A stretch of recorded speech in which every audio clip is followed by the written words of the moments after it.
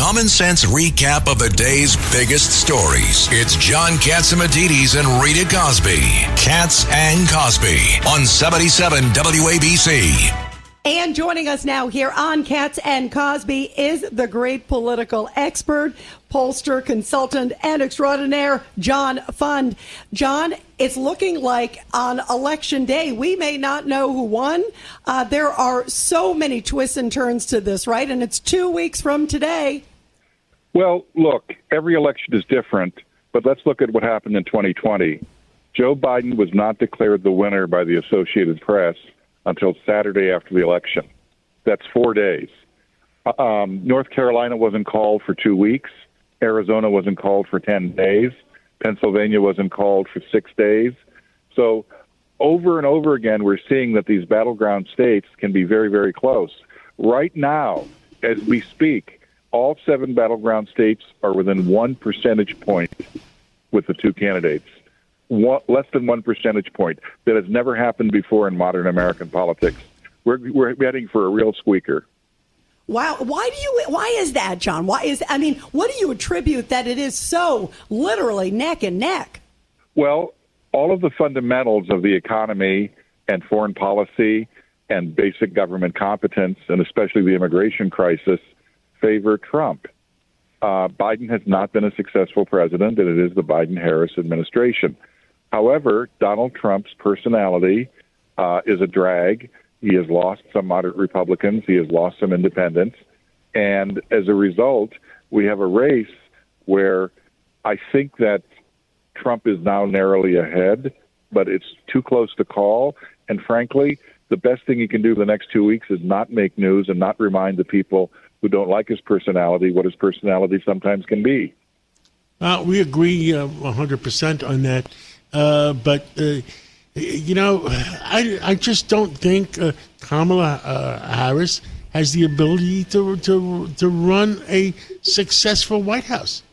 I mean, I can't believe how, that the people not voting for Trump can believe that she's capable of having a successful White House. Just remember, John, the easiest thing to do in an election is not to vote. 40% of people don't vote for a presidential election.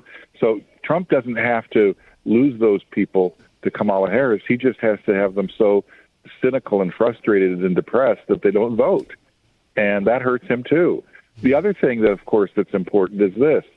I'll be honest with you. Joe Biden didn't have the wherewithal to be a president at all for a couple of years. And people were still going to vote for him. So not everybody is like you and I and Rita and everybody else. Competence may not be an issue for them. They are, tribal. This is my guy, this is my gal, and competence may not enter into their equation. What about also early voting, John Fund? Because there have been historic numbers of early voting. I worry about that. Yeah, I wonder too. Exactly. How is that going to factor? Well, early voting is less democratic this year than it was 4 years ago, partly because I think Republicans have gotten used to the idea, so they're turning up early as a matter of convenience. But I don't think that early voting is going to play a major factor. The real problem is not early voting. The real problem is mail-in voting, because early voting takes place under the supervision of a government official in an office or a school or something like that. Mail-in voting, the post office does such a bad job delivering first-class mail. In primaries this year, 2% in some states of the mail-in ballots never made it back or came back so late they couldn't be counted. Didn't some of the states say they have to be received by Election Day? More states are doing that than did in 2020. That's a good thing.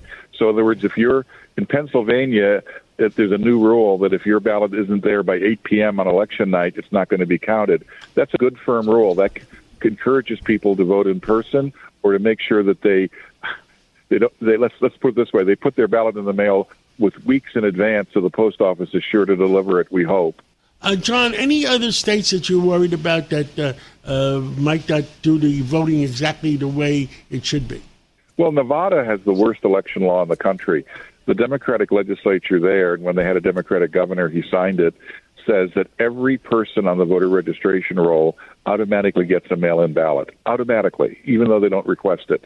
So I have witnessed in previous elections apartment building lobbies in Las Vegas, which have highly transient populations, where they're just piles of ballots on the table in the lobby. Anybody could pick them up, anybody could send them in, and the likelihood is, since signature verification is scant, they'd probably be counted. That worries me a lot. Yeah, wow. That is really incredible. John, keep us posted. I'm sure we're going to be talking with you now 2 weeks away till Election Day. Thank you, John, so much. Thank you.